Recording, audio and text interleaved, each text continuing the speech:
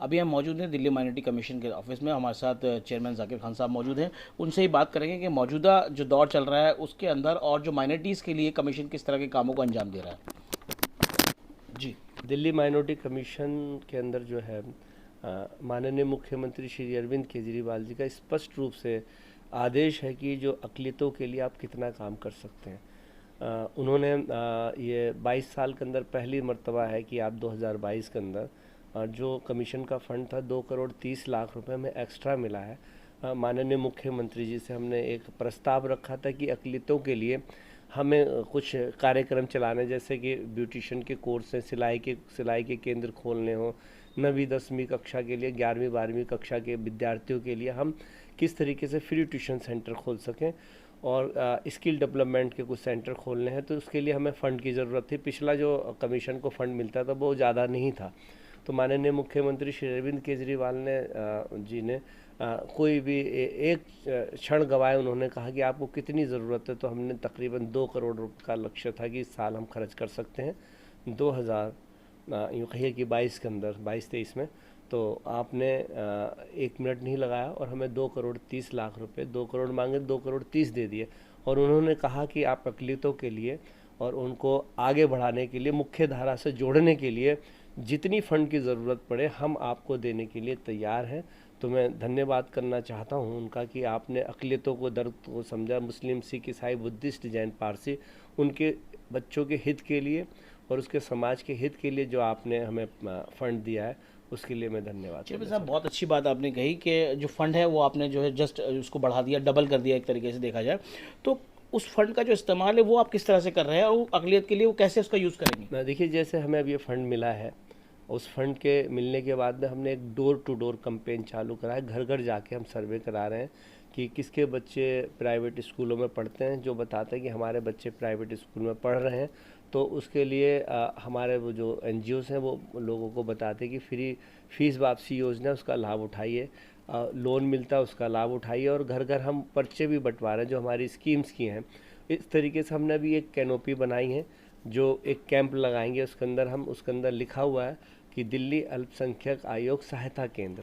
अब वो हमारे वॉलंटियर उसमें बैठेंगे उस सहायता केंद्र में, और हमने तकरीबन कोई 50 कैनोपी बनाई है।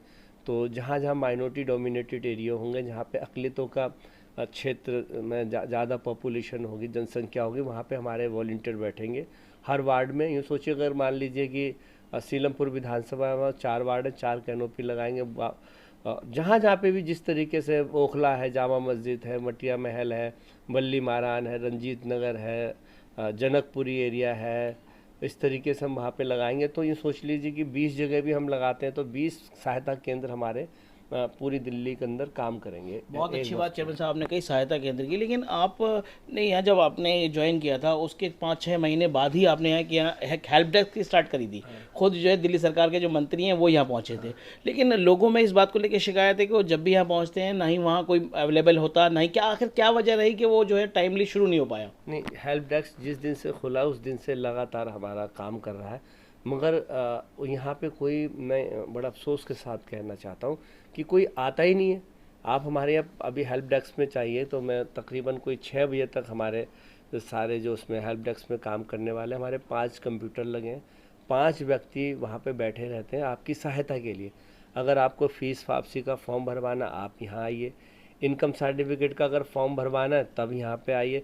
किसी प्रकार की जानकारी है तब यहाँ पे आइए। और जो हमारे एडवाइजरी कमेटी के सदस्य भी बने हैं, मैं उनसे भी गुजारिश करना चाहता हूँ कि आप अपने अपने क्षेत्र में जाएं और किसी तरीके से कोई लोन के फॉर्म जमा कराने हों, आपको फ़ीस वापसी के जमा कराने हों, या जिन लोगों ने फ़ीस वापसी के योजना के फॉर्म भरे हैं उनको फ़ीस मिलने में कठिनाई हो रही है, तो उनके लिए वो वहाँ से उनके फॉर्म जमा करके लेके आए। 10 लेके आए, 20 लेके आए, 50 लेके आए, मेरे पास लेके आएंगे। मैं उस पर चिट्ठी बना के तुरंत हेडक्वार्टर SDM साहब को भेजूंगा कि इन बच्चों के फ़ीस वापसी नहीं मिली है, इसकी कारण क्या है, देरी क्या है। तो हम उनसे जवाब मांगेंगे और उनको तुरंत उसकी योजना का लाभ मिल जाएगा। तो यहाँ हमारे निरंतर काम हो रहा है। ऐसा बहुत नहीं। अच्छी बात आपने कही कि जो फीस वापसी का, लेकिन उसमें एक सवाल ये पैदा हो रहा है कि जो पिछले 2 साल का एक बीच में गैप आ रहा है, वो क्या वजह हुई, किस वजह से वो लोगों तक उसका जो पैसा है वो नहीं पहुंच पाया, जो पेरेंट्स हैं उनको नहीं मिल पाया। उसकी जो मुख्य वजह है कि पहले SC ST OBC minority department एक हुआ करता था, जो कि हमारा इसमें समाज कल्याण विभाग इसको देखता था। मगर 2021 के अंदर दो डिपार्टमेंट अलग कर दिए। माइनॉरिटी जो है, माइनॉरिटीज़ के लोग डिपार्टमेंट है, जिसमें मुस्लिम सिख ईसाई बुद्धिस्ट जैन पारसी, उनका डिपार्टमेंट रेवेन्यू के अंदर चला गया। जो रेवेन्यू के अंदर सारी चीज़ें जब ट्रांसफ़र हुई, उस ट्रांसफ़र होने की वजह से वहाँ पे ऐप नहीं बन पाए जिस तरीके से ऐप डाउनलोड होना चाहिए, और जितने डाटा उनके आने थे वो वहाँ नहीं पहुँच पाए, जिसकी वजह से देरी हुई। अब उसमें क्या हुआ, 2020-21 की फ़ीस वापसी की जो जिन्होंने फॉर्म भरे हैं वो SC ST OBC डिपार्टमेंट देख रहा है, क्योंकि पुराने फॉर्म जमा है। 20-21 के माइनॉरिटी SC ST OBC के द्वारा मिलेगी, और 21-22 की जो फीस वापसी जो अब फॉर्म भरे जा रहे हैं वो हमारा रेवेन्यू डिपार्टमेंट उसको देखेगा। तो अगर किसी की फ़ीस वापसी में देरी हुई है तो वो हमें यहाँ पे आकर शिकायत दर्ज कराएं, ताकि हम उस पर तुरंत कार्रवाई करके उन बच्चों को फ़ीस वापस दिला सकें। अच्छा चेयरमैन साहब, बहुत अच्छी आपने बात कही। और दूसरी बात, एक चीज़ ये है और ये कि आप जो है मेंबरशिप ड्राइव आपने चलाया हुआ है, लोग एडवाइजरी कमेटी के मेंबर बन रहे हैं। तो जो लोग एडवाइजरी कमेटी के मेंबर बन रहे हैं उनको किस तरह से आप यहाँ जोड़ के चल रहे हैं साथ में? और वो भी कुछ लोगों की इस तरह की शिकायत भी आई है कि हमें जो है कोई काम नहीं मिल रहा, हम वहाँ जा रहे हैं लेकिन जो है हमें तवज्जो नहीं दी जा रही, या ऐसा जिस तरह की चीज़ें आ रही है उसको देखते हुए वो इस्तीफे वगैरह भी दे रहे हैं।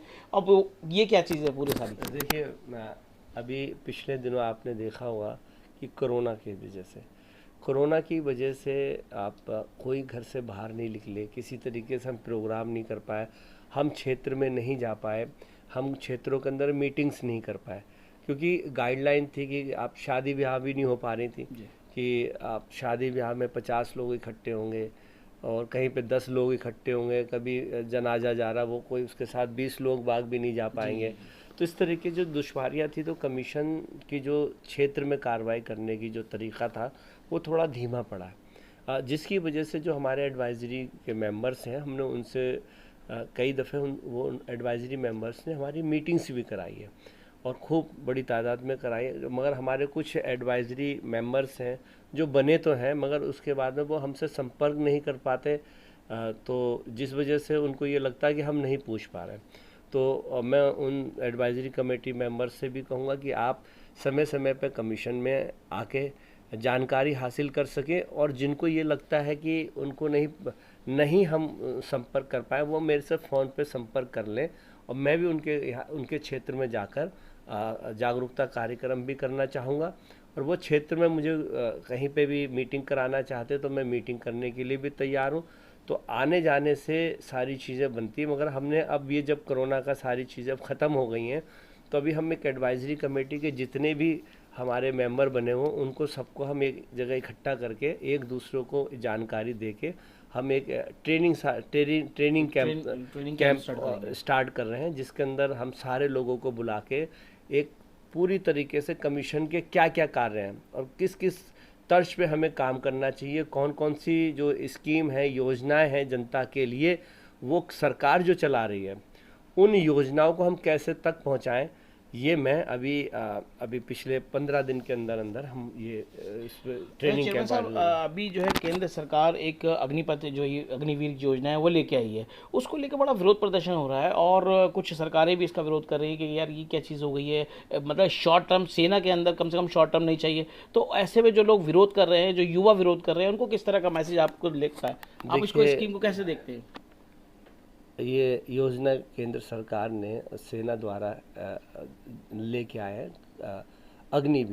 अग्निवीर जो है वो उन युवाओं के लिए है जो अपनी मेहनत से, लगन से, यूँ सोचिए कि आप अपने आप को तपाते हैं, तपाने के बाद में अपने शरीर को इस तरीके से मजबूत बनाते हैं कि जब वो सेना में शामिल हों तो दुश्मनी जो सामने वाली जो सेना है, दुश्मन सेना, उसका डट कर मुकाबला करें और उनको मुंह तोड़ करके जवाब दें।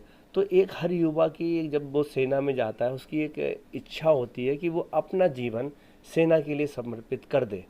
तो वो सेना के कम से कम जो 15 साल हुआ करते थे उसको घटा के 4 साल किए गए, तो उन युवाओं के मन में जो 15 साल की भावना थी कि हम देश के लिए 15 साल तक देश के लिए अपना जीवन दें, अपना उस 15 साल का, उन्हें ये लग रहा है कि हमारे जो देश की जो सेवा करने का कार्यकाल है वो छोटा सीमित कर दिया है।